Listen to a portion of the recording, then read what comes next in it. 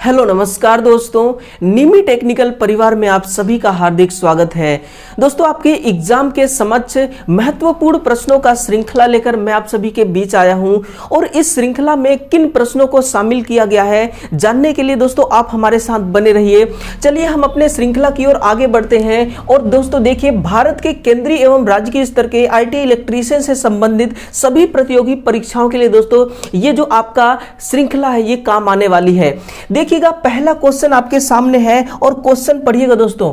किसी प्रवर्धक में संधारित्र के युग्मन का उद्देश्य क्या होता है? किस उद्देश्य से किसी प्रवर्धक में आप दोस्तों काम लेते हैं कैपेसिटर को?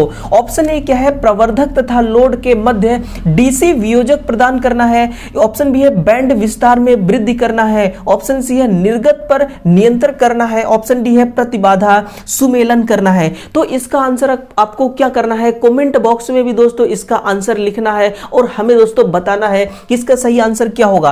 सुनिए, इसका करेक्ट आंसर है दोस्तों ऑप्शन नंबर ए कि प्रवर्धक तथा लोड के मध्य DC वियोजक को प्रदान करना। वियोजक का मतलब क्या है? तो वियोजक का मतलब है दोस्तों अलग करना। इसका मतलब क्या होती है? इसका मतलब होती है कि अलग करना। तो वियोजक क्या है? अलग कर रहा है। किसको अलग कर रहा है? DC पावर को। जो आपकी संधारित्र है, ये संधारित्र क्या करती है दोस्तों? संधारित्र का काम है कि AC पावर को पास करना। AC पावर को ये क्या करता है? पास करता है। और DC पावर को ये क्या करता है दोस्तों? ये ब्लॉक कर देती है। यानी कि हम चाहते हैं कि जो हमारा लोड लगा है दोस्तों, जो हमारा लोड लगा है, ये लोड के अक्रॉस, लोड के पास दोस्तों DC पावर ना जाए, इसके लिए हम बीच में क्या लगा देते हैं? एक कैपेसिटर लगाते हैं। और यही कैपेसिटर क्या करता है? DC पावर को दोस्तों ब्लॉक कर देता है। क्या? DC पावर को ये ब्लॉक कर देता है। अब देखिए, जो आपका प्रवर्धक है, इस प्रवर्धक को क्या कहते हैं? तो इसको दोस्तों एम्पलीफायर कहा जाता है। क्या? इसी को दोस्तों एम्पलीफायर भी कहा जाता है। और आपका एम्पलीफायर है, इसका तुलना किसके साथ किया जाता है? नोट कीजिएगा, इसका जो तुलना है ये ट्रांसफॉर्मर के साथ आप करते हैं। और एक बात बताइए दोस्तों कि जो आपका ट्रांसफॉर्मर है ये किस प्रकार की युक्ति है? तो ये वैद्युत युक्ति है। कौन सी दोस्तों? ये वैद्युतिक युक्ति है। और जो आपकी ये एम्पलीफायर है ये एक इलेक्ट्रॉनिक युक्ति है। कैसी युक्ति दोस्तों? इलेक्ट्रॉनिक युक्ति होती है ये आपकी एम्पलीफायर। और जो एम्पलीफायर है इसका काम क्या है? तो लिखिएगा दोस्तों, इसका जो काम है ये दोस्तों करंट को और पावर को और दोस्तों इसी के साथ में ये वोल्टेज को भी दोस्तों इन सभी के गेन में क्या कर सकता है? ये इन सभी के गेन में दोस्तों ये बढ़ोतरी कर सकता है, गेन को बढ़ा सकता है। लेकिन जो आपका ट्रांसफॉर्मर है ये दोस्तों केवल वोल्टेज को बढ़ा सकती है और वोल्टेज को ये क्या कर सकती है? घटा भी सकती है। ये पावर को दोस्तों चेंज नहीं कर सकती। इसीलिए इसका जो दोस्तों तुलना किया जाता है एम्पलीफायर का ट्रांसफॉर्मर के साथ करते हैं। और एक बात है दोस्तों इसमें कमी ट्रांसफार्मर की, ये पावर को कभी चेंज नहीं कर सकता, लेकिन एम्पलीफायर पावर को भी चेंज कर देती है। तो इसका आंसर दोस्तों ऑप्शन नंबर ए सही हो चुका है। और हाँ दोस्तों, हर क्वेश्चन का PDF प्राप्त करने के लिए आपको कहां जुड़ना होगा? हमारे टेलीग्राम चैनल के साथ जुड़ना होगा। और जो टेलीग्राम का चैनल है दोस्तों, आपको डिस्क्रिप्शन बॉक्स में आप जब जाएंगे तो वहां पे एक दोस्तों लिंक आपको मिलेगा। और जैसे ही प्यार से उस लिंक को आप टच करेंगे, हमारा दोस्तों जो आपका टेलीग्राम चैनल है वो ओपन हो जाएगा, है ना। तो देखिए इसका आंसर क्या है? ऑप्शन नंबर ए इसका करेक्ट आंसर है। अब देखिए क्वेश्चन दूसरा है दोस्तों, अनंत बस बार से संयोजित एक त्रिकला तुल्यकालिक मोटर सामान्य उत्तेजन पर शून्य भार पर प्रचालन है। मोटर का क्षेत्र उत्तेजन पहले शून्य तक घटाया गया और उसके पश्चात विपरीत दिशा में वृद्धि किया गया। तो मोटर की आर्मेचर आवेश कितनी होगी? भले ही दोस्तों क्वेश्चन बड़ी है, क्वेश्चन की बोल बड़ी है, लेकिन दोस्तों इसका आंसर दोस्तों बहुत आसानी से निकल के आ सकती है। और आंसर क्या होगा दोस्तों? इसका भी जो आंसर है option number A correct answer है कि सतत रूप से वृद्धि होगी। क्या होगी? सतत रूप से वृद्धि इसका सही आंसर है। अब देखिए अनंत बस बार किसको कहते हैं? अब दोस्तों ये आपके एग्जाम के लिए महत्वपूर्ण क्वेश्चन बन सकता है। लिखिएगा, जो आपकी अनंत बस बार होती है, ये अनंत बस बार क्या होती है? तो लिखिए, जो एक ऐसा कंडक्टर जिसका जो वोल्टेज एंगल है ये जीरो है, एक ऐसा कंडक्टर जिसका वोल्टेज एंगल जीरो है, क्या कहलाता है? बस बार कहलाती है। और एक खास बात और क्या होती है बस बार में दोस्तों, बस बार एक ऐसा कंडक्टर है जो दोस्तों क्या करती है, बिना पावर को लॉस किए, बिना पावर को जो ड्रॉप किए, आउटपुट के लिए दोस्तों ये पावर को सप्लाई कर सकती है, आउटपुट के लिए क्या कर सकती है, पावर को सप्लाई कर सकती है, वही कहलाती है आपकी बस बार, अनंत बस बार, जो कि दोस्तों जिसका वोल्टेज एंगल जीरो होता है और पावर को बिना ड्रॉप कराए ये पावर को क्या कर सकता है, आउटपुट के लिए प्रदान कर सकता है, सप्लाई कर सकता है, आपका बस बार कहलाता है ना। तो देखिए ये क्वेश्चन दोस्तों, ये क्वेश्चन यूपीपीसीएल में पूछा गया क्वेश्चन है, ये किसका दोस्तों, यूपीपीसीएल से ही उठाया गया ये क्वेश्चन है, जो कि ये दोबारा आ सकती है आपके एग्जाम के लिए, है ना। तो आपको क्या करना है दोस्तों, इतना बड़े क्वेश्चन को, इतना बड़ा क्वेश्चन को देख के आपको घबराना नहीं है। देखिए क्या होता है कि बहुत सारे विद्यार्थी क्या करते हैं कि जैसे ही क्वेश्चन को दोस्तों देखते हैं एग्जाम में, तो अगर वो क्वेश्चन आसान है, अगर उसका आंसर पता है, तब तो कोई बात नहीं है, कोई दिक्कत नहीं होती। लेकिन जैसे ही उस विद्यार्थी को अगर वो क्वेश्चन थोड़ा टफ लगता है, डिफिकल्ट लगता है, तो वो क्या करता है दोस्तों, अंदर से घबराने लगता है, और वही घबराहट दोस्तों उसके हार का कारण बन जाती है। इसलिए आपको क्या करना है, अगर क्वेश्चन आ रहा है तब तो उसका आंसर करिए, और नहीं आ रहा है तो भी दोस्तों आप बेझिझक उस क्वेश्चन को साइड करिए और आगे बढ़िए। आपको डरना नहीं है, क्योंकि दोस्तों अगर आप डर गए तो फिर दोस्तों हारने का वही कारण बन जाता है। और एग्जाम में दोस्तों आपको हारना नहीं, आपको क्या करना है, हार को हरा करके आपको जीतना होता है। इसीलिए देखिए क्वेश्चन भले बड़ी है दोस्तों, लेकिन इसका आंसर कितनी छोटी है आपके सामने, ये हो चुका है ऑप्शन नंबर ए।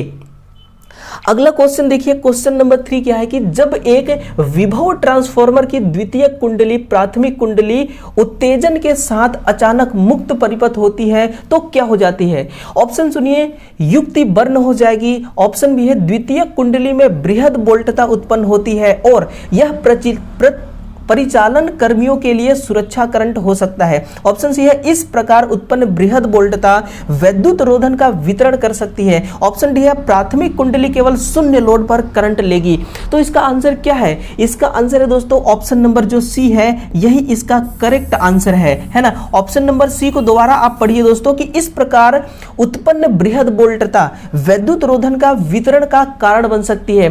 कहने का मतलब है दोस्तों कि हाई वोल्टेज उत्पन्न होगा और ये वोल्टेज क्या करेगा, इंसुलेशन को डैमेज कर देगा। इंसुलेशन को दोस्तों क्या कर देगा, डैमेज करेगा। देखिएगा जो करंट है, ये करंट क्या करती है दोस्तों, और जो ये वोल्टेज है, ये वोल्टेज क्या करती है, देखिए अगर लिमिट से ज्यादा वोल्टेज हो गया दोस्तों तो ये इंसुलेशन को प्रभावित करता है। किसको?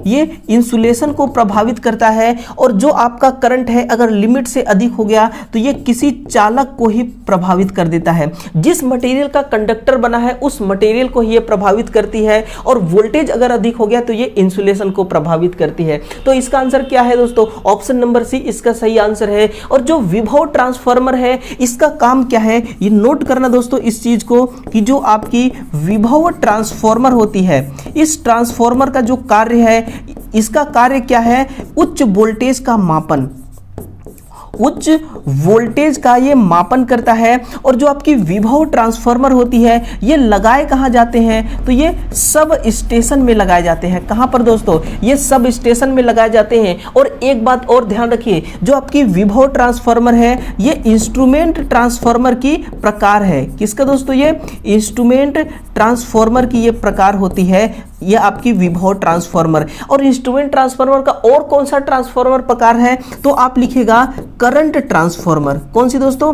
करंट ट्रांसफार्मर भी इसी ट्रांसफार्मर का प्रकार है। तो करंट ट्रांसफार्मर या विभव ट्रांसफार्मर दोनों के दोनों दोस्तों किसके प्रकार है? इंस्ट्रूमेंट ट्रांसफार्मर के प्रकार हैं, जो हाई करंट और हाई वोल्टेज को मापने के लिए सब स्टेशन में इसको दोस्तों विस्थापित किया जाता है। तो आंसर आपके सामने है, ऑप्शन नंबर दोस्तों इसका सी करेक्ट हो चुका है। अब देखिए इस क्वेश्चन के आगे अगला क्वेश्चन क्या है, कोई डायनामो प्रकार की युक्ति किस राशि को माप सकती है? ऑप्शन है दोस्तों देखिए विभव को, पावर को या करंट को। तो जो डायनामो प्रकार की जो आपकी युक्ति होती है ये कौन कौन सी राशियों को माप सकती है? तो ये विभव को माप सकती है, पावर और करंट को माप सकती है। इसका अर्थ क्या निकलता है कि जो एम्पियर मीटर है, क्या दोस्तों यानी कि एम्पियर मीटर भी हो सकती है डायनमोमीटर, और दोस्तों वाट मीटर भी हो सकती है डायनमोमीटर। कौन सी मीटर? Watt meter. और इसके अलावा वोल्ट मीटर भी हो सकती है।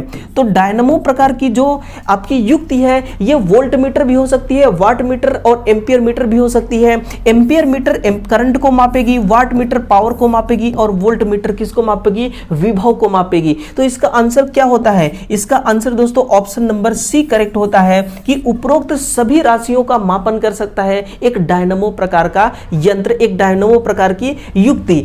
तो आंसर दोस्तों आपके सामने है ऑप्शन नंबर सी। अब देखिए क्वेश्चन है दोस्तों, लास्ट क्वेश्चन है कि EHV संचरण में निम्नलिखित में से कौन सा पृथक कारक प्रयुक्त होती है। यानी कि दोस्तों पृथक कारक का अर्थ यहां किससे है? तो पृथक कारक का जो अर्थ लिखेगा इंसुलेटर से है। किससे? इसका मतलब इंसुलेटर से है ना। पिन प्रकार की, पोस्ट प्रकार की, डिस्क प्रकार की, या फिर गोला प्रकार की। तो आप ध्यान रखिए दोस्तों, ये किस प्रकार की इंसुलेटर है? ये किस प्रकार की इंसुलेटर है दोस्तों? ये जिसको आप सस्पेंशन टाइप इंसुलेटर कहते हैं। यहां से देखिए कंडक्टर निकली हुई है। तो ये दोस्तों ये डिस्क प्रकार की है। किस प्रकार की? ये डिस्क प्रकार की। और जो पोस्ट इंसुलेटर होता है इसका कहां पे काम में आता है? लिखेगा बस बार स्थापित करने के लिए। किसके लिए दोस्तों? बस बार स्थापित करने के लिए आप किस प्रकार के इंसुलेटर को काम में लेते हैं? पोस्ट इंसुलेटर का। और आप भी दोस्तों इसको देखा होगा, जो विद्यार्थी, जो भी ITI कैंडिडेट अगर किसी सब स्टेशन में काम किया होगा दोस्तों, तो ये पोस्ट इंसुलेटर उनको जरूर देखने के लिए मिला होगा। जो इसका प्रयोग कहां पे करते हैं? सब स्टेशनों में दोस्तों, बस बार को स्थापित करने के लिए पोस्ट इंसुलेटर। और जो पिन इंसुलेटर होती है, लिखेगा ये 650 वोल्ट तक के लिए, कितने तक के लिए? 650 वोल्ट तक के लिए पिन इंसुलेटर को काम में लेते हैं। तो इसका आंसर क्या है? ऑप्शन नंबर दोस्तों इसका सी सही आंसर है। अब देखिए दोस्तों, इस क्लास में केवल 5 ही क्वेश्चन था। अब आप बताइए दोस्तों कि ये जो कंटेंट मेरे द्वारा दोस्तों आपके समक्ष लाया गया था, ये कंटेंट कैसा लगा आपको? अगर अच्छा लगा होगा तो इस हमारे प्यारे से चैनल का हिस्सा बनिए, चैनल को सब्सक्राइब करिए। और आपको क्या करना है दोस्तों, इस वीडियो को भी आपको लाइक करना है और अपने दूसरे मित्रों तक भी इसको शेयर करना है ना। और हाँ, एक जरूरी बात ये भी है दोस्तों कि आपका जो एग्जाम है बहुत ही जल्द दोस्तों आपका एग्जाम होने वाला है। MPTO का एग्जाम दोस्तों, जो इलेक्ट्रीशियन ट्रेड से हैं उनका 21 और 22 को एग्जाम होना है। और आप पूरी तरह से दोस्तों आप कॉन्फिडेंट हो जाइए, तैयार हो जाइए।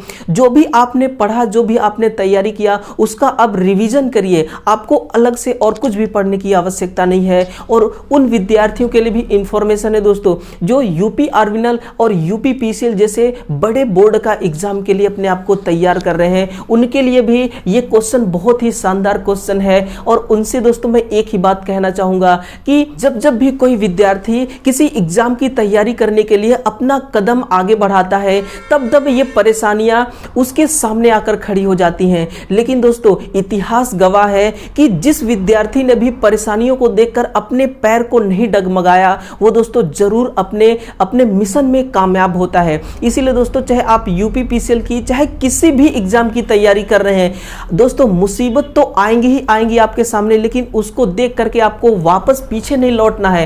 क्योंकि दोस्तों पीछे लौटने के बजाय दोस्तों आप ये सोचिए कि इनका हम सामना कैसे करें और सामना करते हुए हम आगे कैसे बढ़ें। ये दोस्तों ज्यादा आपके लिए क्या है, ज्यादा आपके लिए आसान है और आपको दोस्तों यही कामयाबी दिलाने में मदद करेगा। क्योंकि दोस्तों अगर आप डर गए ना, तो आपको दोस्तों हर कोई डराता ही रहेगा, चाहे वो कोई इंसान हो, चाहे वो कोई परेशानियां हो, चाहे वो कोई एग्जाम है। एक बार आप डर गए तो दोस्तों आपको हर कोई डराता रहेगा। इसलिए आपको डरना नहीं है, हिम्मत से काम लेना है और अपने लक्ष्य के प्रति दोस्तों हमेशा अग्रसर होते रहना है। तो चलिए कल सुबह फिर से लौट कर आइए दोस्तों, हम आपके लिए एक और शानदार सेशन लेकर उपस्थित होंगे। तो सुबह 7 बजे दोस्तों हम दोबारा मिलते हैं। तब तक के लिए दोस्तों आप सभी का बहुत बहुत धन्यवाद। Thank you.